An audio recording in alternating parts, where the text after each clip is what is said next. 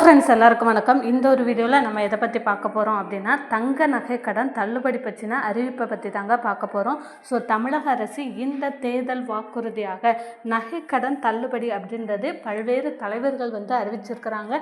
So இந்த நகை கடன் தள்ளுபடி அப்படின்றது யார் யாருக்கெல்லாம் ஆக போகுது, நகை கடன் தள்ளுபடிக்கு தகுதியானவர்கள் மற்றும் தகுதி அற்றவர்கள் அப்படின்றது யார் யாரெல்லாம் நகைக்கடன் லிஸ்ட்டில் நகைக்கடன் தள்ளுபடிக்கான பட்டியலில் நம்மளுடைய பேர் இருக்குதா இல்லையா அப்படின்றத எப்படி தெரிஞ்சுக்கிறது, இந்த நகைக்கடன் தள்ளுபடிக்கு நம்ம எப்படி விண்ணப்பிக்கலாம், அதற்கு தேவையான ஆவணங்கள் என்னென்ன, ஸோ இந்த தேர்தல் வாக்குறுதியாக எத்தனை சவரன் வரையிலான நகைக்கடன் தள்ளுபடி ஆக போகுது, ஸோ அப்படின்ற ஃபுல் டீட்டெயில்ஸ் இந்த ஒரு வீடியோவில் மிக தெளிவாக நான் உங்களுக்கு சொல்லியிருக்கேன்.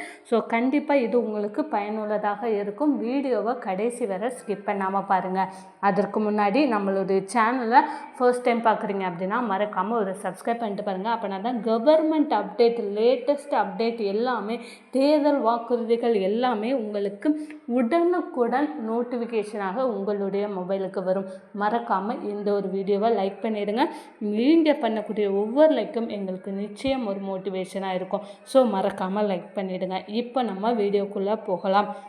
தேர்தலுக்கு இன்னும் 1 மாத காலம் கூட இல்லை.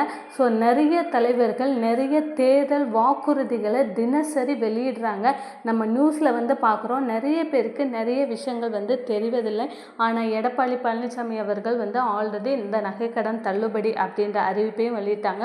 தமிழக அரசுமே ஆல்ரெடி 2 மாதங்களுக்கு முன்னாடியே இதற்கான பட்டியலை தயாரிக்கிற ஒரு ஒரு ஒரு விஷயத்தில் ஈடுபட்டிருக்காங்க. ஸோ அந்த பட்டியலில் தகுதி உடையவர்கள் மற்றும் தகுதி அற்றவர்கள் அப்படின்ற மாதிரியான 2 பட்டியல் தயாரிக்க போகிறாங்க. ஸோ பெண்களின் இந்த இக்கட்டான நிலையை உணர்ந்து 2021 சட்டமன்ற சமயத்தில் திமுக ஒரு முக்கிய வாக்குறுதியை அளித்தது. கூட்டுறவு வங்கிகளில் வாங்கப்பட்ட மகளிர் சுய உதவி குழு கடன் தள்ளுபடி செய்யப்படும் என்பதை அந்த அறிவிப்பு. ஆட்சி பொறுப்பேற்று சொன்னபடியே 2021 மார்ச் 31 நிலவரப்படி நிலுவையில் இருந்த 1.01 லட்சம் மகளிர் சுய உதவி குழுக்களை சேர்ந்த 10.56 லட்சம் பெண்கள் கடன்களை தள்ளுபடி செய்து அரசு உத்தரவிட்டது.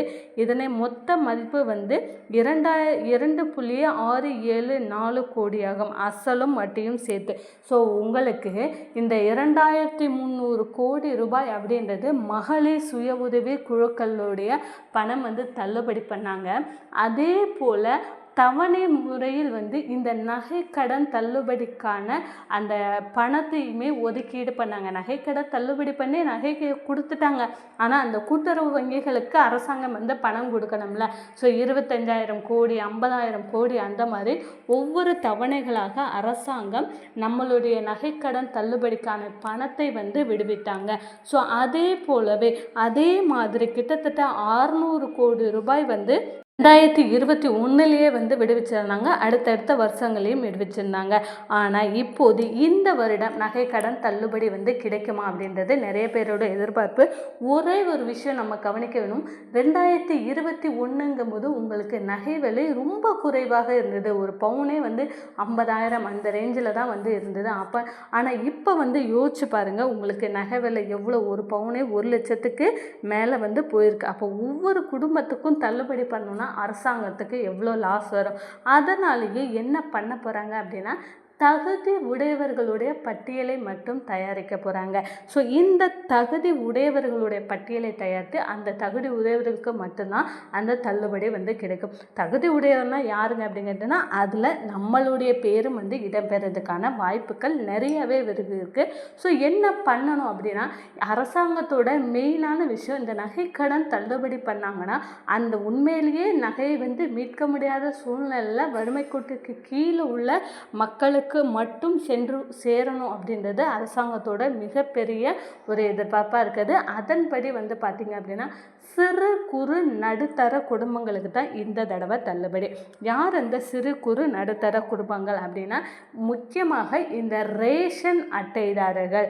இந்த நகைக்கடன் தள்ளுபடிக்கு ரொம்ப முக்கியமான ஒரு ஆவணம் அப்படின்னு கேட்டிங்க அப்படின்னா இந்த ரேஷன் கார்டு அப்படின்றது சொல்லுவோம். முதல் ஆவணம் அப்படின்னா ஆதார் கார்டும் ரேஷன் கார்டும் தான். ஸோ ரேஷன் கார்டை வச்சு தான் உங்களுக்கு நகைக்கடன் தள்ளுபடி அப்படின்ற ஒன்று பண்ணவே போகிறாங்க. அதே மாதிரி சிறு குறு இந்த முக்கியமாக முக்கியமாக இந்த தேசியமயமாக்கப்பட்ட கூட்டுறவு வங்கிகளில் ஸோ இதற்கு முன்னாடியே வீடியோக்குள்ளே சொல்லியிருக்கேன் எந்தெந்த வங்கிகள் வந்து தேசியமயமாக்கப்பட்ட வங்கிகள், கூட்டுறவு வங்கிகள், மாநில கூட்டுறவு வங்கி, மத்திய கூட்டுறவு வங்கி, தொடக்க வேளாண்மை கூட்டுறவு சங்கங்கள், வேளாண்மை கடன் சங்கங்கள், தொடக்க வேளாண்மை கடன் சங்கங்கள், இந்த மாதிரியான கூட்டுறவுத்துறை சார்ந்த வங்கிகளும் கூட்டுறவுத்துறை சார்ந்த பேங்க்கு அப்புறம் சொசைட்டி இதில் எல்லாத்தையுமே வச்சுருக்கக்கூடிய நகைகள் வந்து தள்ளுபடி ஆக போகுது.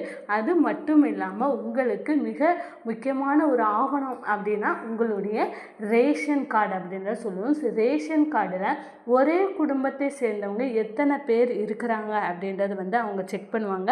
ஒரே குடும்பத்தில் வேறு வேறு வங்கியில் நீங்கள் அக்கௌண்ட்டில் நீங்கள் வச்சுருந்தாலுமே யாராவது ஒருவருக்கு மட்டும்தான் தள்ளுபடி. அதாவது 5 சவரனுக்கு கீழே யார் நகையை வச்சிருக்கிறீங்களோ அவர்களுக்கு தள்ளுபடி அப்படின்ற ஒன்று நிச்சயமாக கிடைக்க போகுது.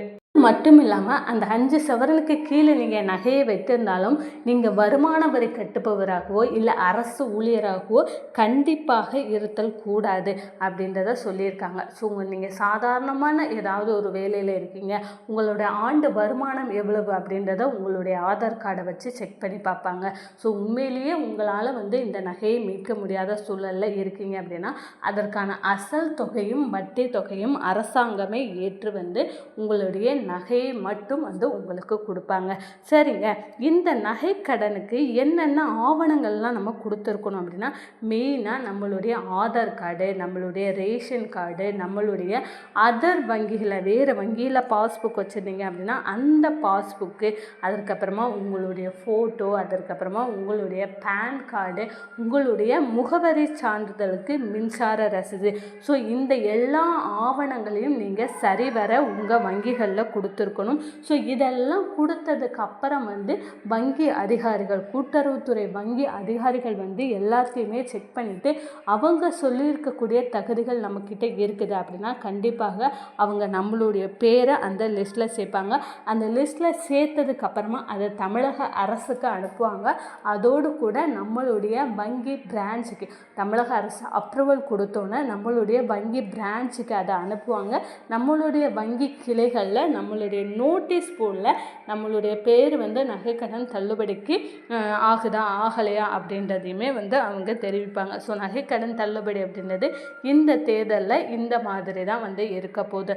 ஸோ இந்த நகைக்கடன் தள்ளுபடி சம்மந்தமான ரெகுலரான ஒரு இன்ஃபர்மேஷன்ஸ் வேணும், ரெகுலராக நான் இதை பற்றி நான் தெரிஞ்சுக்கணும் அப்படின்னு நினச்சிங்கன்னா மறக்காமல் நம்மளுடைய சேனலை ஒரு சப்ஸ்கிரைப் பண்ணுங்கள். இந்த ஒரு வீடியோவை மறக்காமல் லைக் பண்ணிவிடுங்க நண்பர்களே. தேங்க்யூ.